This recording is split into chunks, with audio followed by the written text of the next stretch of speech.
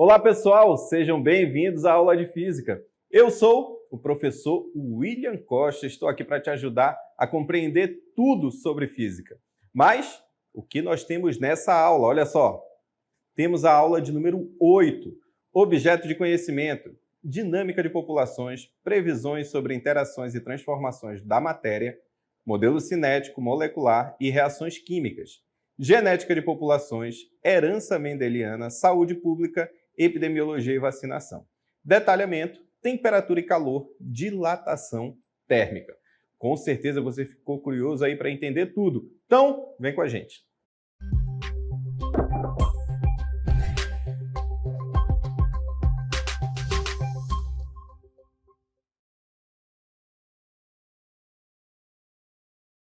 Bom, nessa aula nós vamos tratar sobre o fenômeno térmico.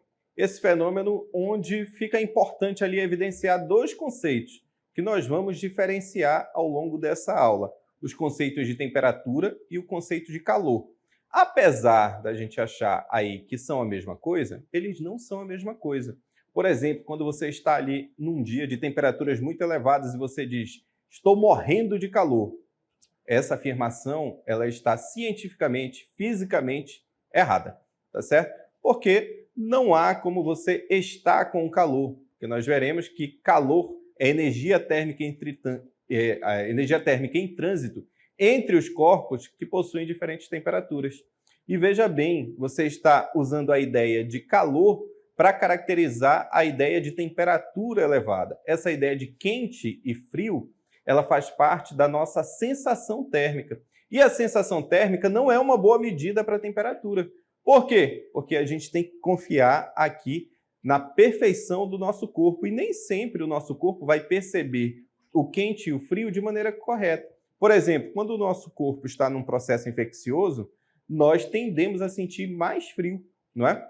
E nesse processo em que você sente mais frio, na verdade, o que acontece? Nem sempre vai estar realmente frio. Tudo bem? Então, essa ideia da sensação térmica ela pode ser muito traiçoeira.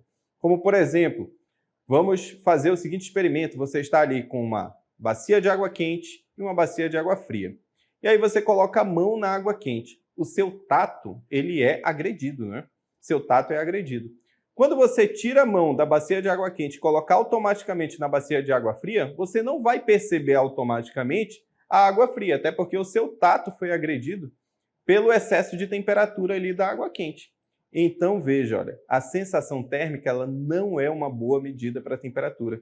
A gente precisa definir a temperatura em função de algo que seja mais seguro para caracterizar ali a temperatura.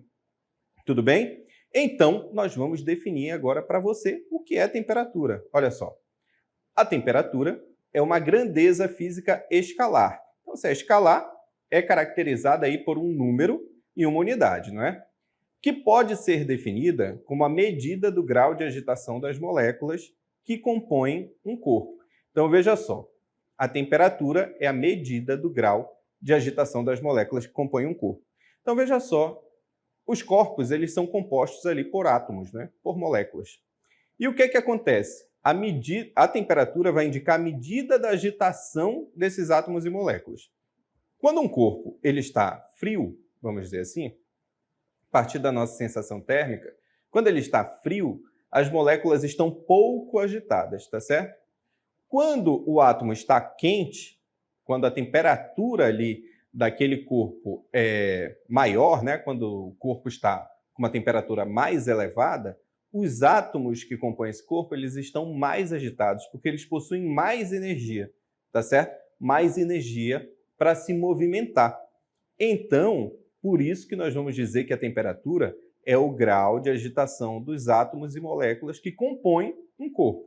Ou ainda, uma definição mais técnica, é a energia cinética média translacional desse corpo, tá certo? Dos átomos que compõem esse corpo, tá certo? Então, temos duas definições aqui para a temperatura, mas todas levam à ideia de que quando as moléculas estão pouco agitadas, a temperatura é mais baixa. Quando as moléculas estão mais agitadas, moléculas ou átomos, aí nós temos uma temperatura mais elevada nesse corpo. Tudo bem?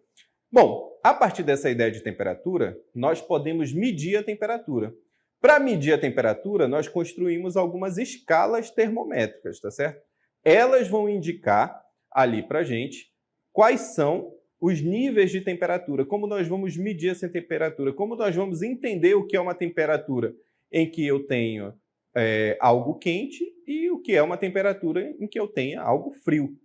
Bom, aqui no Brasil, nós adotamos o grau Celsius, né? Por exemplo, quando nós observamos em um termômetro a indicação 40 graus Celsius, 40 graus, a gente já sabe que é 40 graus Celsius. A gente já sabe que aquele dia é um dia quente, não é?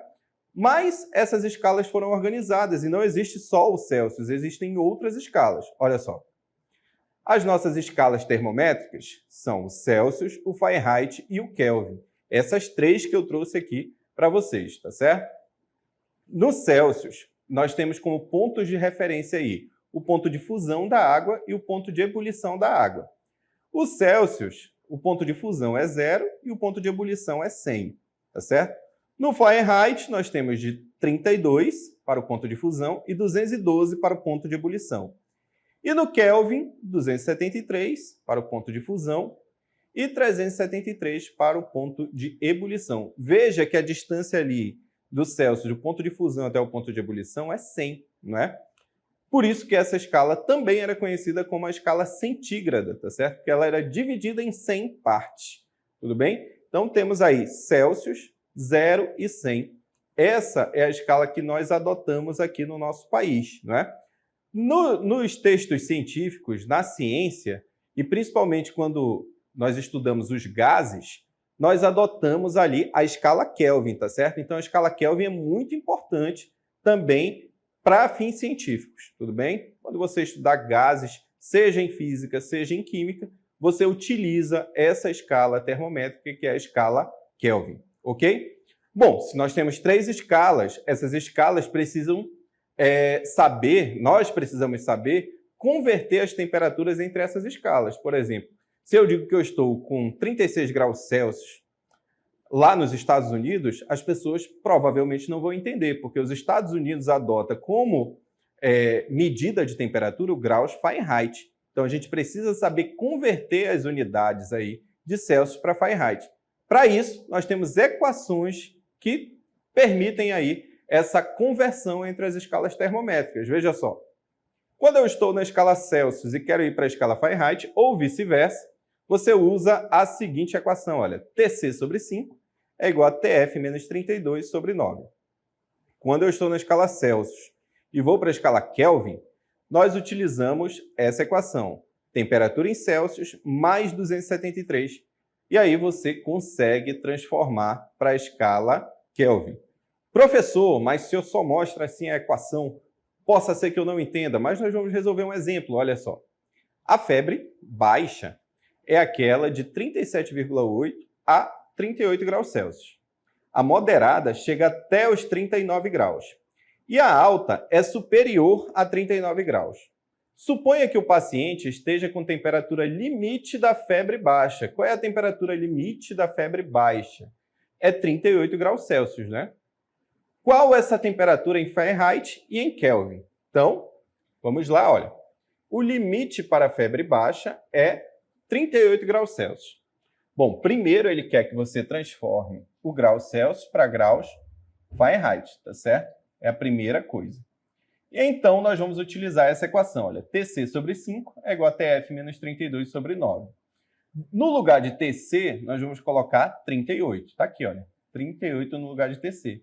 38 sobre 5, Tf é quem eu quero descobrir, menos 32 sobre 9.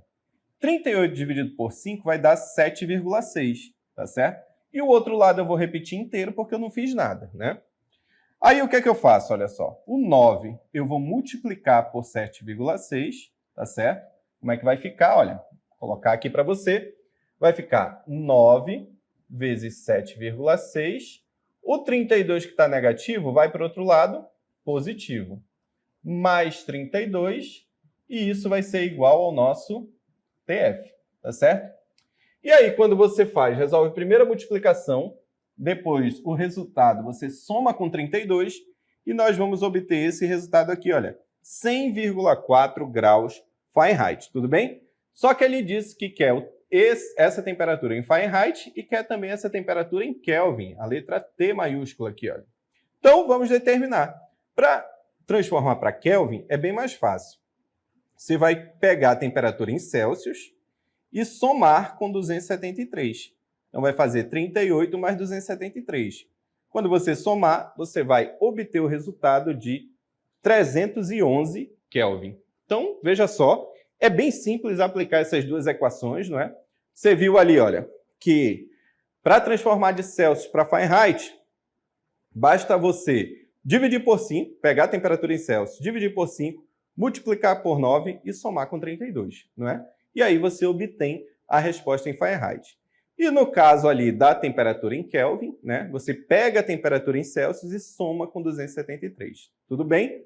É assim que você utiliza aí a conversão entre as escalas termométricas. Mas a temperatura ela é diferente do calor. E o que é o calor? Olha só. O calor é a energia térmica em trânsito de um corpo com maior temperatura para um corpo com menor temperatura. Veja, nós temos dois corpos aí, um a 80 graus Celsius e outro a 30 graus Celsius, e ocorre um fluxo de calor que vai do corpo que tem a maior temperatura para o corpo que tem a menor temperatura.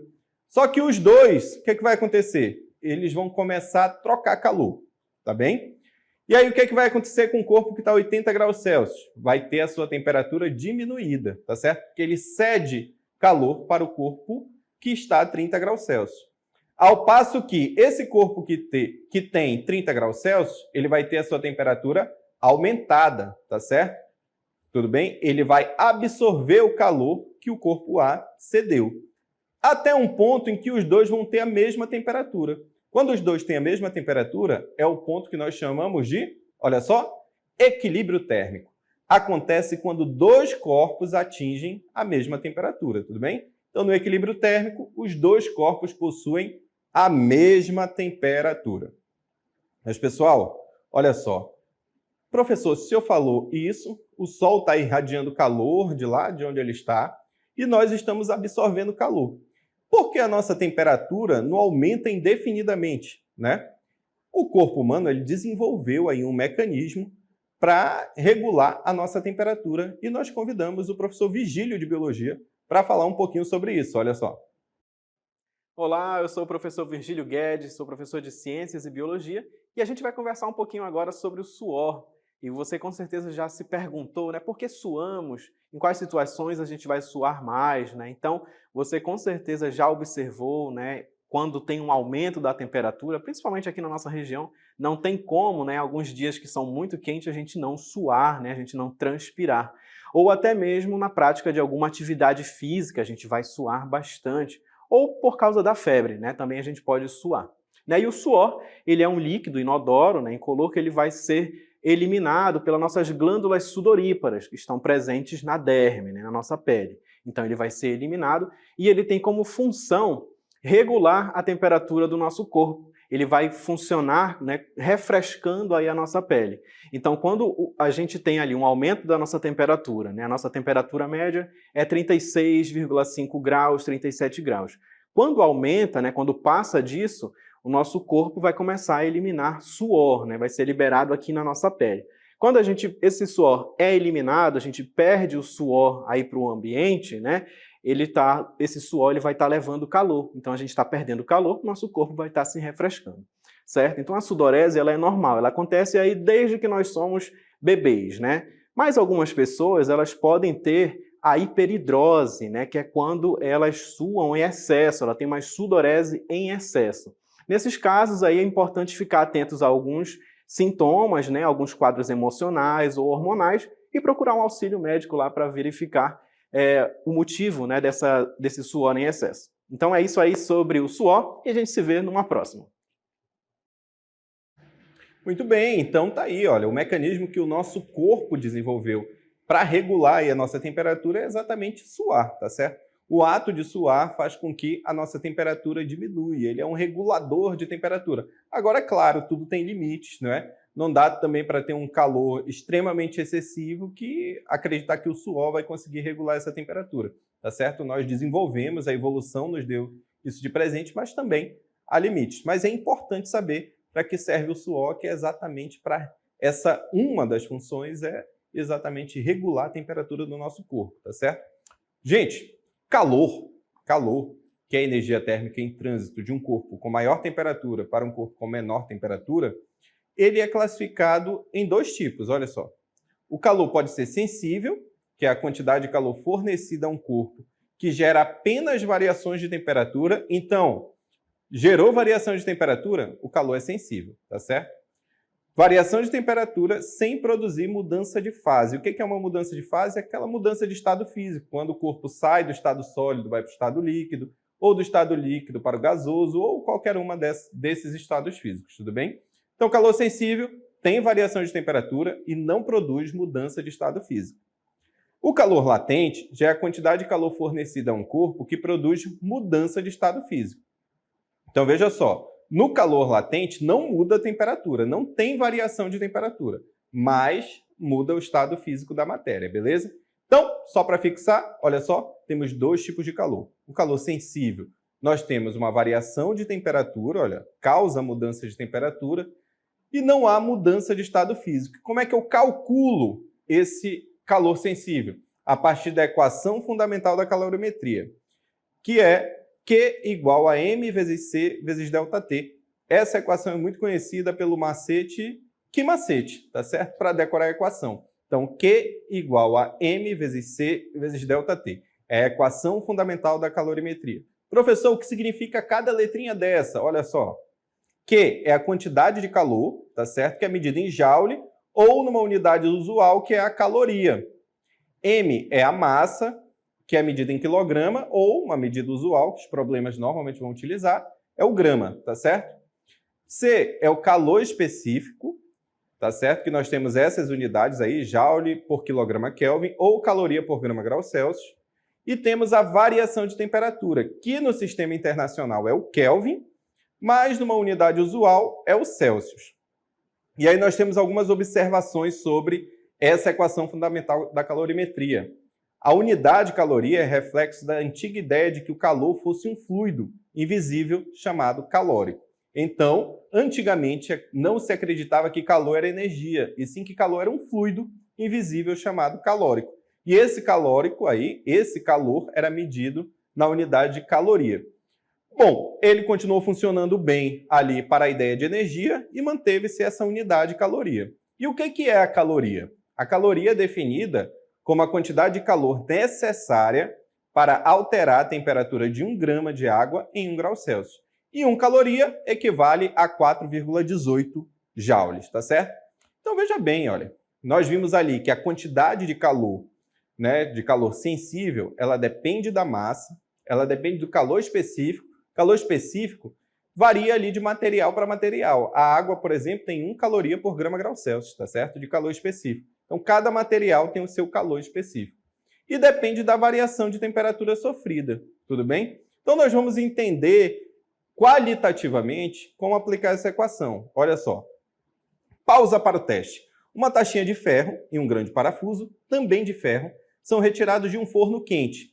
Eles estão vermelhos de tão quente e se encontram à mesma temperatura. Os dois se encontram à mesma temperatura, beleza?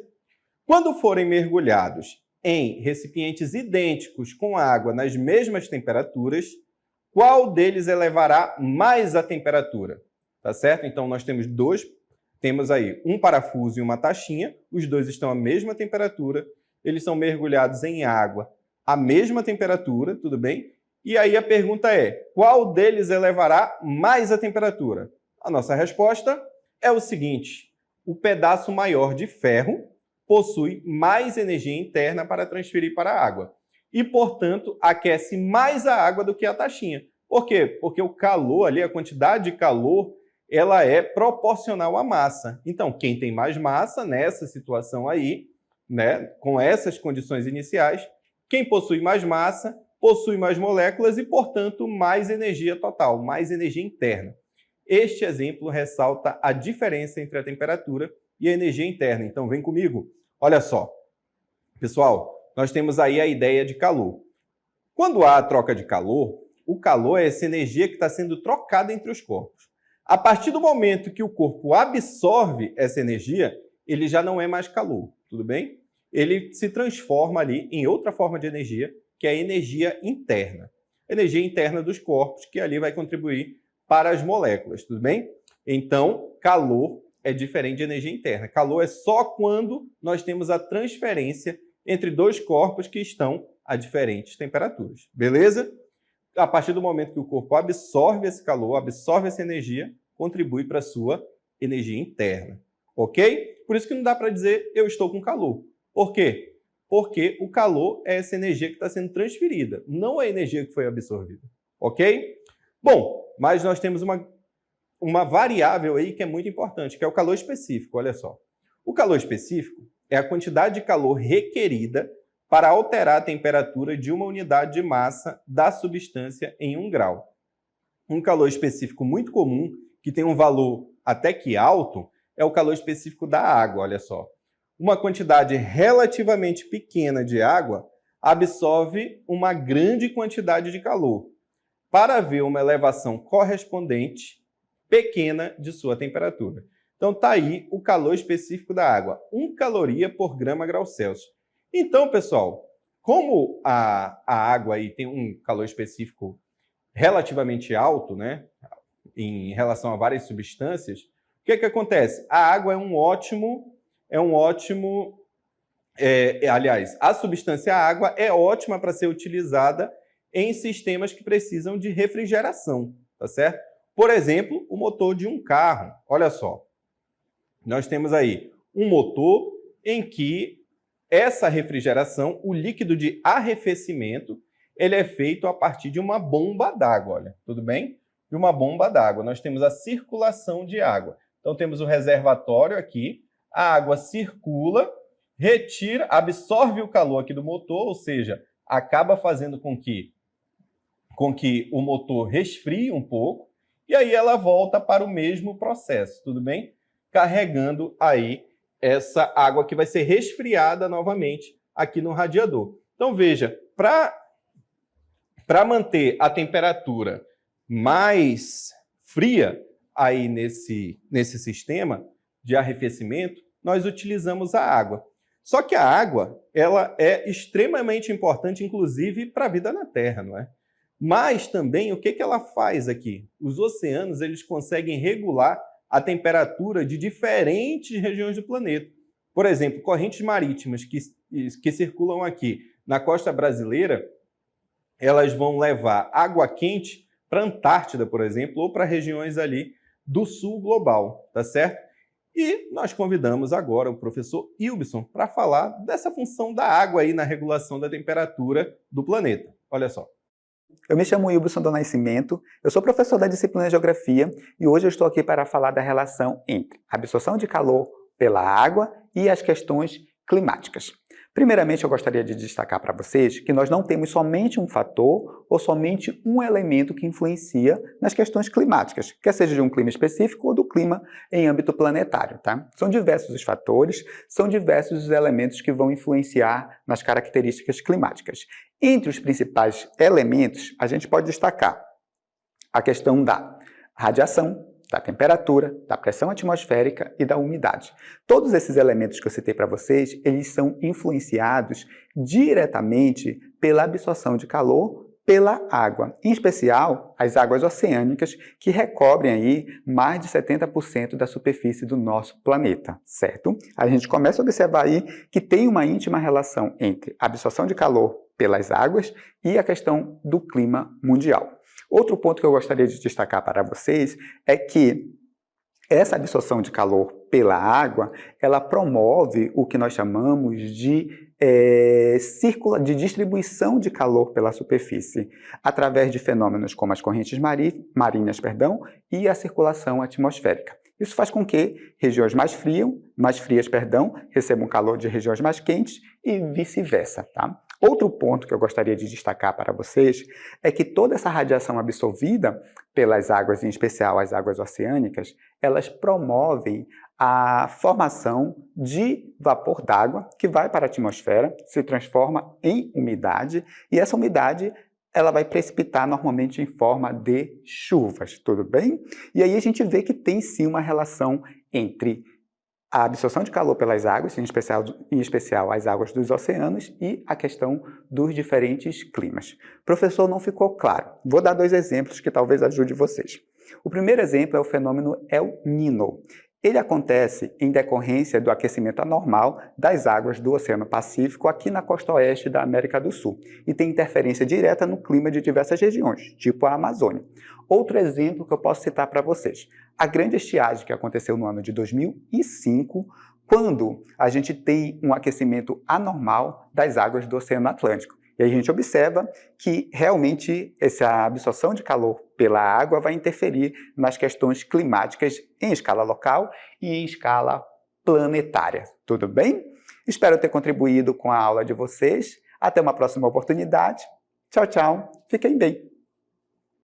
Muito bem, então nós vimos aí o fenômeno El Niño. Essa grande estiagem citada aí pelo professor é a grande estiagem que foi aqui na nossa região, tá certo? No ano de 2005 ela foi extremamente elevada e ela foi consequência do El Niño, ou seja, do movimento das águas do oceano ali Pacífico, conforme o professor explicou. Então a água ela tem essa função aí de regular as temperaturas, não é? Bom, já vimos calor sensível, vamos ver calor latente, olha só. No calor latente não há variação de temperatura e ele é responsável pela mudança de estado físico. Como é que eu calculo? Q igual a M vezes L. O que é que significa cada letrinha dessa? Olha só. Q é a nossa quantidade de calor, já sabemos como se mede. M é a massa, nós já sabemos como se mede. E L é o calor latente, tá certo? Esse calor latente, ele depende de qual mudança de estado físico está ocorrendo, tá certo?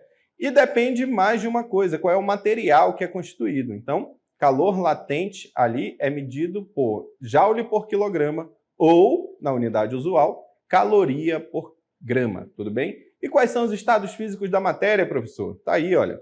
Sólido, líquido e gasoso. Quando vai do sólido aí em direção ao líquido e direção ao gasoso, nós temos aí, olha, a energia é absorvida quando a mudança de fase ocorre nesse sentido. E quando vai do gasoso ali para o sólido, a energia é liberada quando a mudança de fase ocorre neste sentido. Então, tudo bem, já temos aí calor sensível, calor latente. E o Enem também traz questões aí sobre calor, olha só. Enem 2019, em 1962, um jingle, vinheta musical, criada por Heitor Carrilho, fez tanto sucesso que extrapolou as fronteiras do rádio e chegou à televisão. Ilustrado por um desenho animado. Nele, uma pessoa respondia ao fantasma que batia em sua porta, personificando o frio que não o deixaria entrar, pois não abriria a porta e compraria lãs e cobertores para aquecer sua casa. Olha só, o frio está tentando entrar, não é? E não é isso que nós estudamos, né? O que ocorre é uma troca de calor. Continuando a questão, apesar de memorável, tal comercial televisivo continha incorreções a respeito de conceitos físicos relativos à calorimetria. Para solucionar essas incorreções, deve-se associar à porta e aos cobertores, respectivamente, as funções de aquecer a casa. Não é isso, né? Evitar a entrada do frio na casa. Não, o que ocorre é uma troca de calor. O frio não é um conceito físico, tudo bem? E letra C, minimizar a perda de calor pela casa e pelos corpos. É exatamente isso. A função do cobertor é minimizar a troca de calor com o ambiente, tudo bem? Fazer com que você perca menos calor aí nessa troca de calor em virtude da diferença de temperatura. Então, nosso gabarito aí, olha, a alternativa correta, letra C, minimizar a perda de calor pela casa e pelos corpos. A letra A é errada porque o cobertor não é fonte de calor.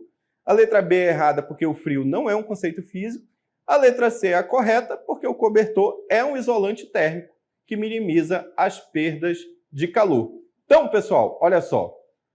Calor é o nosso conceito físico. É energia que é transferida a partir da diferença de temperatura entre os corpos, tudo bem? Então, para existir calor, pelo menos 2 corpos, e esses corpos precisam estar a temperaturas diferentes. Mas veja bem, a partir do momento que o corpo absorve calor, o que é que acontece?